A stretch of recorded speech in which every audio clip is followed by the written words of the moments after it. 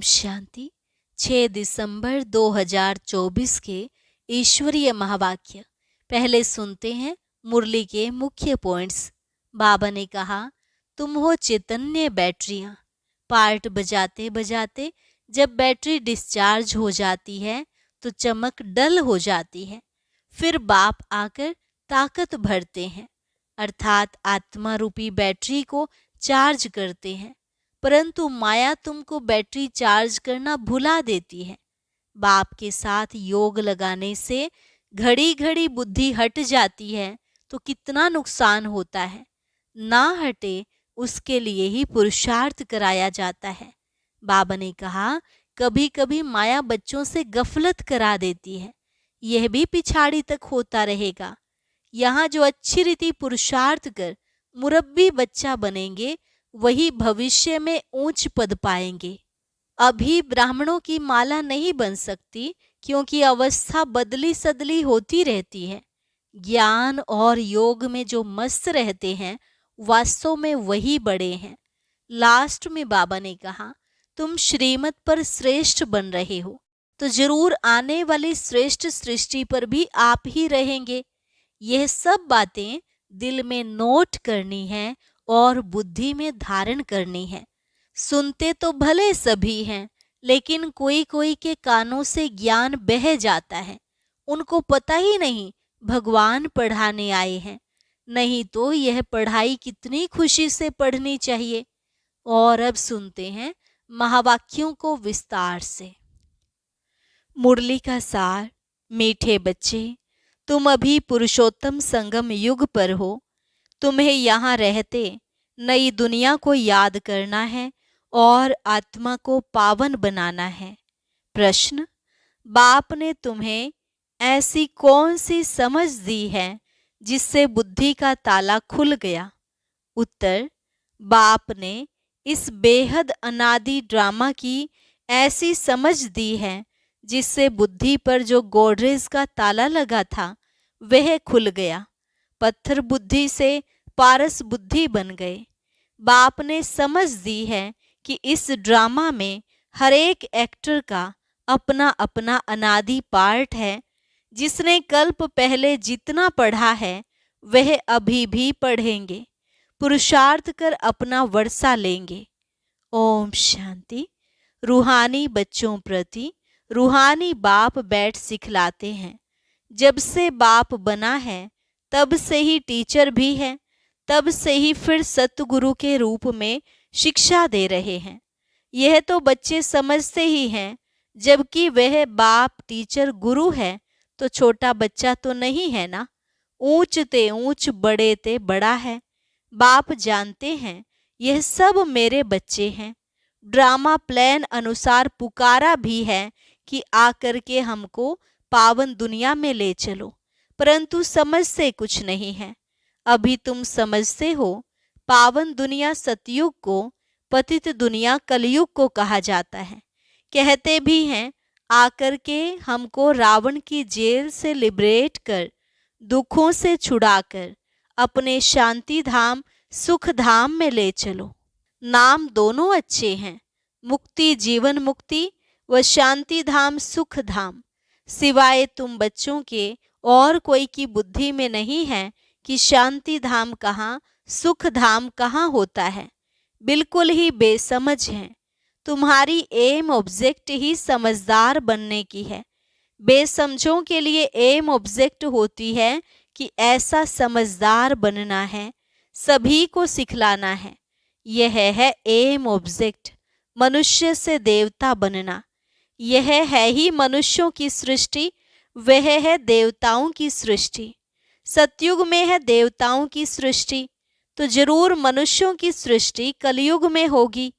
अब मनुष्य से देवता बनना है तो जरूर पुरुषोत्तम संगम युग भी होगा। वह हैं देवताएं, यह हैं मनुष्य। देवताएं हैं समझदार, बाप ने ही ऐसा समझदार बनाया है। बाप जो विश्व का मालिक है, भल मालिक बनता नहीं है परंतु गाया तो जाता है ना। बेहद का बाप बेहद का सुख देने वाला है। बेहद का सुख होता ही है नई दुनिया में, और बेहद का दुख होता है पुरानी दुनिया में। देवताओं के चित्र भी तुम्हारे सामने हैं, उन्हों का गायन भी है। आजकल तो 5 भूतों को भी पूजते रहते हैं। अभी बाप तुमको समझाते हैं, तुम हो पुरुषोत्तम संगम युग पर। तुम्हारे में भी नंबरवार पुरुषार्थ अनुसार जानते हैं, हमारी एक टांग स्वर्ग में, एक टांग नरक में है। रहते तो यहाँ हैं, परंतु बुद्धि नई दुनिया में है, और जो नई दुनिया में ले जाते हैं उनको याद करना है। बाप की याद से ही तुम पवित्र बनते हो। यह शिव बाबा बैठ समझाते हैं। शिव जयंती मनाते तो जरूर हैं, परंतु शिव बाबा कब आया, क्या आकर किया, यह कुछ भी पता नहीं है। शिवरात्रि मनाते हैं और श्री कृष्ण की जयंती मनाते हैं। वही अक्षर जो श्री कृष्ण के लिए कहते, वह शिव बाबा के लिए तो नहीं कहेंगे, इसलिए उनकी फिर शिवरात्रि कहते हैं। अर्थ कुछ नहीं समझते। तुम बच्चों को तो अर्थ समझाया जाता है। अथाह दुख हैं कलयुग के अंत में, फिर अथाह सुख होते हैं सतयुग में। यह तुम बच्चों को अभी ज्ञान मिला है। तुम आदि मध्य अंत को जानते हो। जिन्होंने कल्प पहले पढ़ा है वही अब पढ़ेंगे। जिसने जो पुरुषार्थ किया होगा वही करने लगेंगे और ऐसा ही पद भी पाएंगे। तुम्हारी बुद्धि में पूरा चक्र है। तुम ही ऊंचते ऊंच पद पाते हो, फिर तुम उतरते भी ऐसे हो। बाप ने समझाया है, यह जो भी मनुष्यों की आत्माएं हैं, माला है ना, सब नंबरवार आती है। हर एक एक्टर को अपना अपना पार्ट मिला हुआ है। किस समय किसको क्या पार्ट बजाना है, यह अनादि बना बनाया ड्रामा है जो बाप बैठ समझाते हैं। अब जो तुमको बाप समझाते हैं वह अपने भाइयों को समझाना है। तुम्हारी बुद्धि में है कि हर 5000 वर्ष बाद बाप आकर हमको समझाते हैं, हम फिर भाइयों को समझाते हैं। भाई भाई आत्मा के संबंध में है। बाप कहते हैं, इस समय तुम अपने को अशरीरी आत्मा समझो। आत्मा को ही अपने बाप को याद करना है पावन बनने लिए। आत्मा पवित्र बनती है तो फिर शरीर भी पवित्र मिलता है। आत्मा अपवित्र तो जेवर भी अपवित्र। नंबरवार तो होते ही हैं। फीचर्स एक्टिविटी एक न मिले दूसरे से। नंबरवार सब अपना अपना पार्ट बजाते हैं, फर्क नहीं पड़ सकता। नाटक में वही सीन देखेंगे जो कल देखी होगी, वही रिपीट होगी ना। यह फिर बेहद का और कल का ड्रामा है। कल तुमको समझाया था, तुमने राजाई ली, फिर राजाई गंवाई। आज फिर समझ रहे हो राजाई पाने लिए। आज भारत पुराना नरक है, कल नया स्वर्ग होगा। तुम्हारी बुद्धि में है, अभी हम नई दुनिया में जा रहे हैं, श्रीमत पर श्रेष्ठ बन रहे हैं। श्रेष्ठ जरूर श्रेष्ठ सृष्टि पर रहेंगे। यह लक्ष्मी नारायण श्रेष्ठ हैं तो श्रेष्ठ स्वर्ग में रहते हैं। जो भ्रष्ट हैं वो नरक में रहते हैं। यह राज तुम अभी समझते हो। इस बेहद के ड्रामा को जब कोई अच्छी रीति समझे तब बुद्धि में बैठे। शिवरात्रि भी मनाते हैं परंतु जानते कुछ भी नहीं है। तो अब तुम बच्चों को रिफ्रेश करना होता है, तुम फिर औरों को भी रिफ्रेश करते हो। अभी तुमको ज्ञान मिल रहा है, फिर सदगति को पालेंगे। बाप कहते हैं, मैं स्वर्ग में नहीं आता हूँ, मेरा पार्ट ही है पतित दुनिया को बदल पावन दुनिया बनाना। वहाँ तो तुम्हारे पास कारून का खजाना होता है, यहाँ तो कंगाल हैं, इसलिए बाप को बुलाते हैं, आकर बेहद का वर्षा दो। कल्प कल्प बेहद का वर्षा मिलता है, फिर कंगाल भी हो जाते हैं। चित्रों पर समझाओ तब समझ सके। पहले नंबर में लक्ष्मी नारायण, फिर 84 जन्म लेते मनुष्य बन गए। यह ज्ञान अभी तुम बच्चों को मिला है। तुम जानते हो आज से 5000 वर्ष पहले आदि सनातन देवी देवता धर्म था, जिसको बैकुंठ, पैराडाइज, डीटी वर्ल्ड भी कहते हैं। अभी तो नहीं कहेंगे, अभी तो डेविल वर्ल्ड है। डेविल वर्ल्ड की एंड, डीटी वर्ल्ड की आदि का अब है संगम। यह बातें अभी तुम समझते हो और कोई के मुख से सुन न सको। बाप ही आकर इनका मुख लेते हैं। मुख किसका लेंगे समझते नहीं हैं। बाप की सवारी किस पर होगी? जैसे तुम्हारी आत्मा की इस शरीर पर सवारी है ना, शिव बाबा को अपनी सवारी तो है नहीं, तो उनको मुख जरूर चाहिए, नहीं तो राजयोग कैसे सिखाए? प्रेरणा से तो नहीं सीखेंगे। तो यह सब बातें दिल में नोट करनी है। परमात्मा की भी बुद्धि में सारी नॉलेज है ना, तुम्हारी भी बुद्धि में यह बैठना चाहिए। यह नॉलेज बुद्धि से धारण करनी है। कहा भी जाता है तुम्हारी बुद्धि ठीक है ना, बुद्धि आत्मा में रहती है, आत्मा ही बुद्धि से समझ रही है। तुम्हारी पत्थर बुद्धि किसने बनाई? अभी समझते हो रावण ने हमारी बुद्धि क्या बना दी है। कल तुम ड्रामा को नहीं जानते थे। बुद्धि को एकदम गोडरेज का ताला लगा हुआ था। गॉड अक्षर तो आता है ना, बाप जो बुद्धि देते हैं वह बदलकर पत्थर बुद्धि हो जाती है। फिर बाप आकर ताला खोलते हैं। सतयुग में है ही पारस बुद्धि। बाप आकर सबका कल्याण करते हैं। नंबरवार सबकी बुद्धि खुलती है, फिर एक दो के पीछे आते रहते हैं। ऊपर में तो कोई रह ना सके, पतित वहां रह ना सके। बाप पावन बनाकर पावन दुनिया में ले जाते हैं। वहां सब पावन आत्माएं रहती हैं। वह है निराकारी सृष्टि।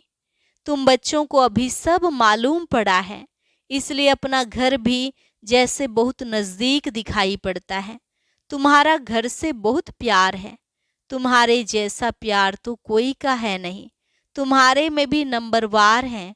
जिनका बाप के साथ लव है, उनका घर के साथ भी लव है। मुरब्बी बच्चे होते हैं ना, तुम समझते हो। यहाँ जो अच्छी रीति पुरुषार्थ कर मुरब्बी बच्चा बनेंगे, वही ऊंच पद पाएंगे। छोटे अथवा बड़े शरीर के ऊपर नहीं हैं।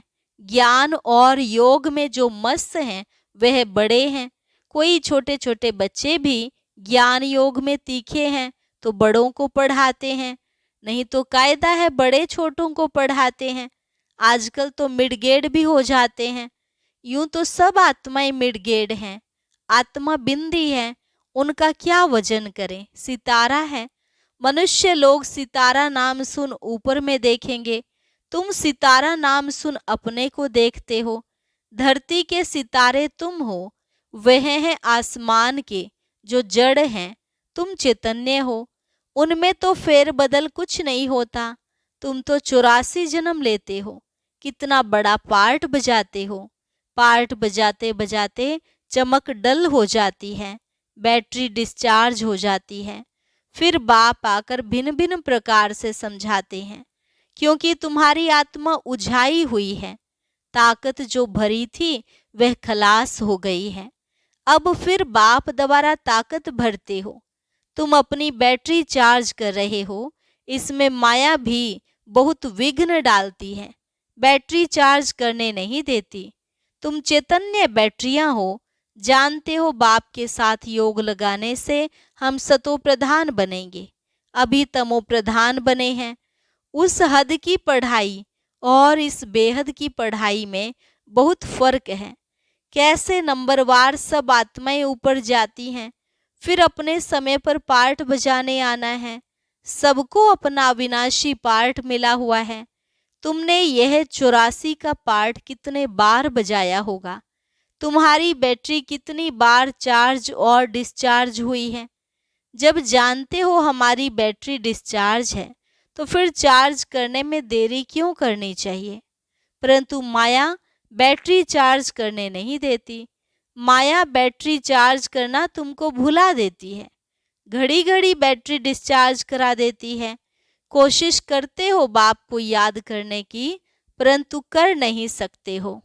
तुम्हारे में जो बैटरी चार्ज कर सतो प्रधान तक नजदीक आते हैं, उनसे भी कभी कभी माया गफलत कराए बैटरी डिस्चार्ज कर देती है। यह पिछाड़ी तक होता रहेगा। फिर जब लड़ाई का अंत होता है तो सब खत्म हो जाते हैं। फिर जिसकी जितनी बैटरी चार्ज हुई होगी उस अनुसार पद पाएंगे। सभी आत्माएं बाप के बच्चे हैं। बाप ही आकर सबकी बैटरी चार्ज कराते हैं। खेल कैसा वंडरफुल बना हुआ है। बाप के साथ योग लगाने से घड़ी घड़ी हट जाते हैं तो कितना नुकसान होता है। ना हटे उसके लिए पुरुषार्थ कराया जाता है। पुरुषार्थ करते करते जब समाप्ति होती है तो फिर नंबरवार पुरुषार्थ अनुसार तुम्हारा पाठ पूरा होता है। जैसे कल्प कल्प होता है, आत्माओं की माला बनती रहती है। तुम बच्चे जानते हो रुद्राक्ष की माला है, विष्णु की भी माला है। पहले नंबर में तो उनकी माला रखेंगे ना। बाप दैवी दुनिया रचते हैं ना। जैसे रुद्र माला है वैसे रुंड माला है। ब्राह्मणों की माला अभी नहीं बन सकेगी, बदली सदली होती रहेगी। फाइनल तब होंगे जब रुद्र माला बनेगी। यह ब्राह्मणों की भी माला है परंतु इस समय नहीं बन सकती। वास्तव में प्रजापिता ब्रह्मा की सब संतान है। शिव बाबा के संतान की भी माला है, विष्णु की भी माला कहेंगे। तुम ब्राह्मण बनते हो तो ब्रह्मा की और शिव की भी माला चाहिए। यह सारा ज्ञान तुम्हारी बुद्धि में नंबरवार है। सुनते तो सभी हैं परंतु कोई का उस समय ही कानों से निकल जाता है, सुनते ही नहीं।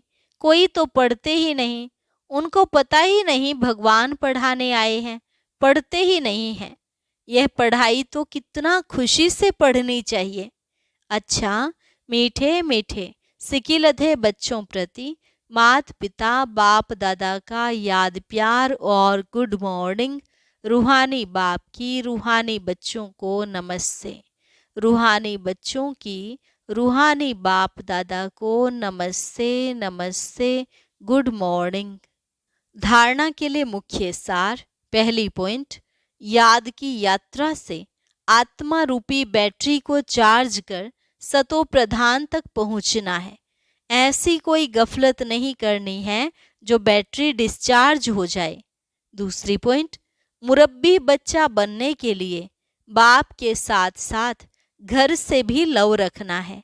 ज्ञान और योग में मस्त रहना है। बाप जो समझाते हैं वह अपने भाइयों को भी समझाना है। वरदान, एक बाप को अपना संसार बनाकर सदा एक की आकर्षण में रहने वाले कर्म बंधन मुक्त भव। एक बाप को अपना संसार बनाकर सदा एक की आकर्षण में रहने वाले कर्म बंधन मुक्त भव। सदा इसी अनुभव में रहो कि एक बाप दूसरा न कोई, बस एक बाबा ही संसार है और कोई आकर्षण नहीं, कोई कर्म बंधन नहीं। अपने किसी कमजोर संस्कार का भी बंधन ना हो। जो किसी पर मेरेपन का अधिकार रखते हैं उन्हें क्रोध या अभिमान आता है, यह भी कर्म बंधन है। लेकिन जब बाबा ही मेरा संसार है, यह स्मृति रहती है तो सब मेरा मेरा एक मेरे बाबा में समा जाता है और कर्म बंधनों से सहज ही मुक्त हो जाते हैं। स्लोगन, महान आत्मा वह है जिसकी दृष्टि और वृत्ति बेहद की है। बाबा ने बताया कि बच्चे विघ्न आने पर उनको सहजता से पार क्यों नहीं कर पाते हैं, क्योंकि मेजॉरिटी बच्चे उस समय बाबा के उच्चारे हुए इन महावाक्यों को भूल जाते हैं। ऐसे कौन से महावाक्य हैं, जानने के लिए सुनते हैं आज का अव्यक्त ज्ञान मोती।